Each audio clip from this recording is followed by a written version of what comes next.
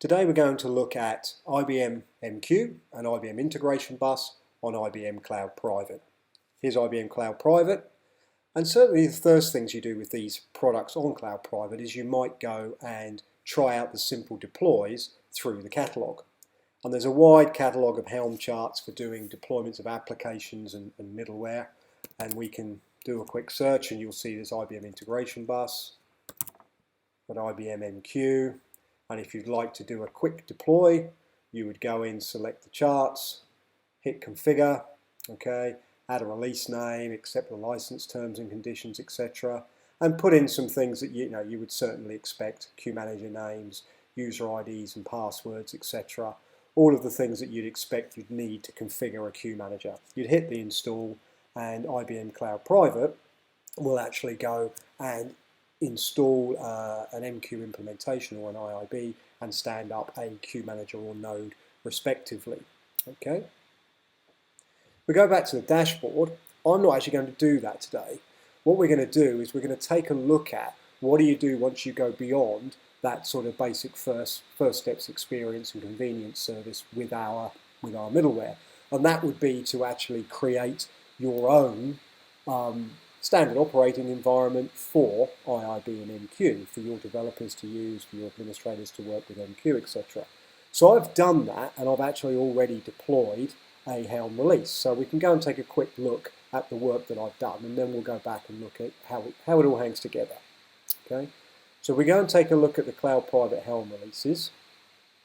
We'll find a number of things that have been released here. This is the one that we're working on today, which is IIB MQ SPLT. It's just a name, okay.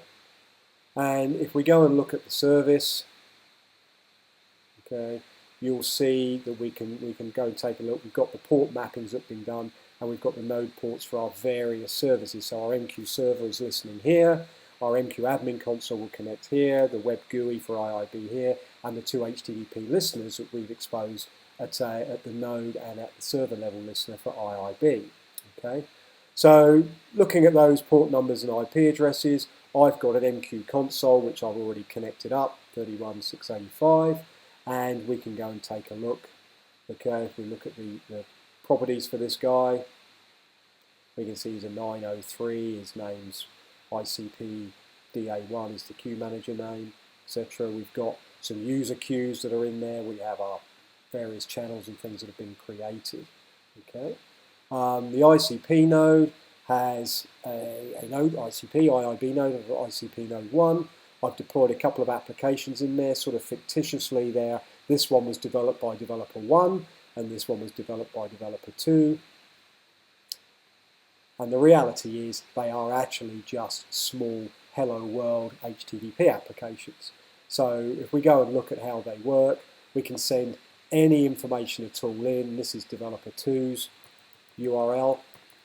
Remember, we're listening on 32248, which we can sort of double check back here is our server listener. Okay. And so if I send anything in at all, we get a response back, and we're getting back hello world from developer 2 to IBM Melbourne. The other service, which is on developer 1, which is a different URL, same port listener, and he's currently returning hello world again. Okay, so that's how we're set up at the moment. So we've got a combined IIB and MQ deployment that's going on, and we've got queues and we've got message flows. So let's actually take a look at sort of a bit of the day of the life of a developer. Okay, and well, here we go. We're going to start with developer 2. This is actually that HTTP message flow that I showed you earlier on, and as you'll see, there's that suffix URL which we were seeing here, and what I've done is I've changed the text. Okay, so hello world, oops, sorry, I'll switch to developer 1, let's make sure we get that right, developer 2, okay, and save that off. So hello world and IBM Private from developer 2, okay, and what we'll do is we'll rebuild his bar file.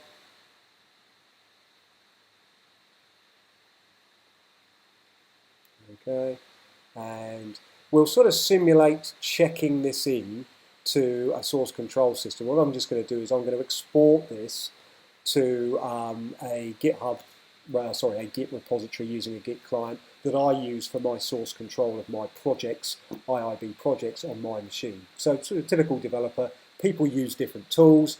I just happen to use a Git client. Okay, so I'll just check that in. Yes, we'll overwrite the one that's there. Okay, and then what we'll do is we'll look at the other developer. Okay, and he's obviously got a different URL on his flow. Okay, he's about developer 1. Let's just make sure we know we're doing something different here. And once again, he's got his bar file. Okay, and we'll build and save that. And that's developer 2 has finished his work for the day. He's very happy. He's probably gone off and already tested that and everything else. So he's going to do the same kind of thing. He's going to check it into the source control system. As I said, on my particular machine, let's get the right repository. There's our split Helm repository. Okay, so I'm checking that in to source control. Okay, and we're all happy. Okay, as the controller of my fictitious SIT, System Integration Testing environment, okay, which exists on ICP, I'm going to go to my source control, and I'm going to see if there's been any changes today. And look, I can see both my developers have updated their bar files. So I better say, so latest IIB code drop from dev1 and dev2. Okay. Sign that off. We'll commit it. And what we'll do is we'll do a push. Okay, and I've just got, saved me a bit of trouble, I've got my, where I'm going to push to is my GitHub repository, which lives up there for me in GitHub public. Okay, I'm using that service. So let's pop that in there. Let's do a push.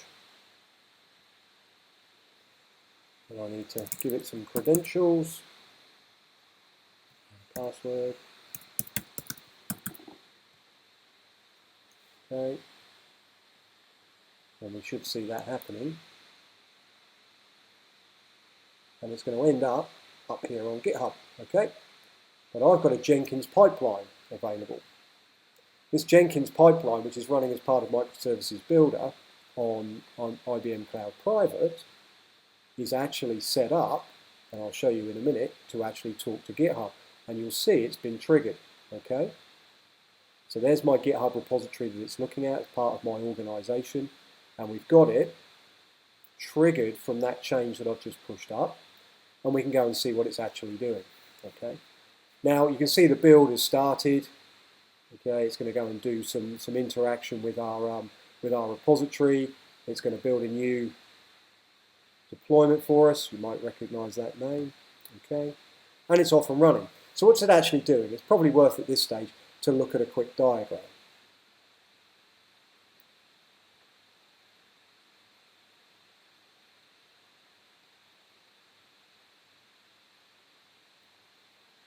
And typically at this point, PowerPoint is not responding. There we go.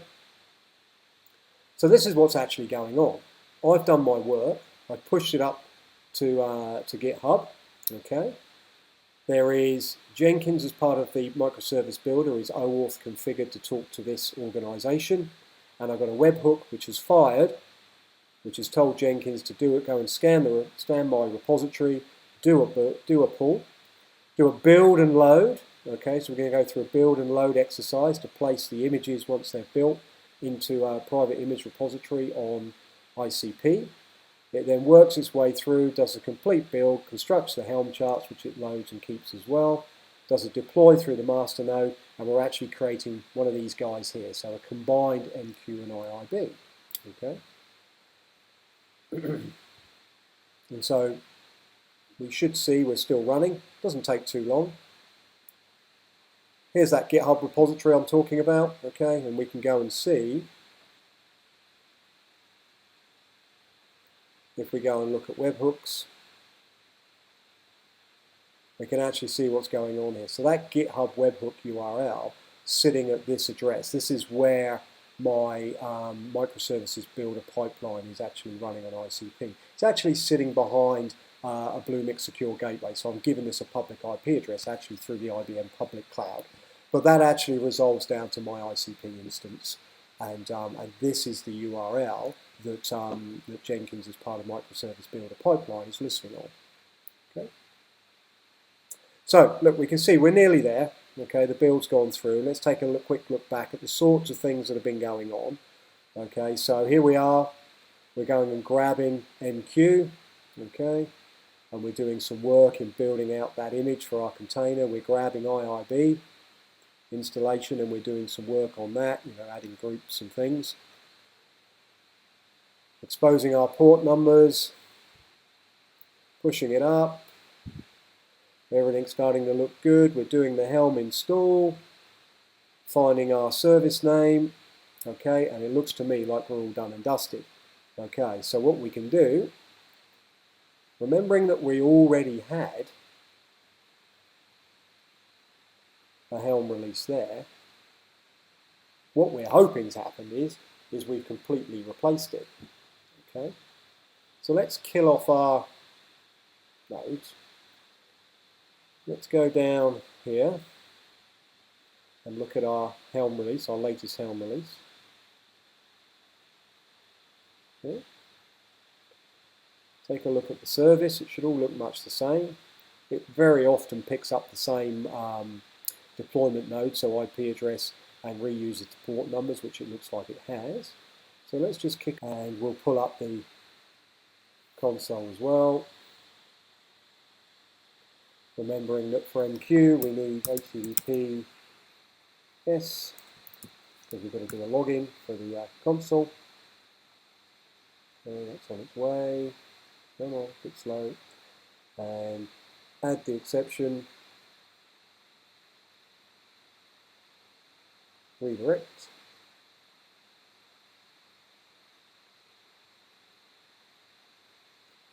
And log into MQ.